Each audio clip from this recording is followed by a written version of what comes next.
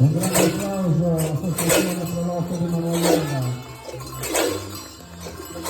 Ogni anno le nostre associazioni portano avanti quella che è la nostra cultura,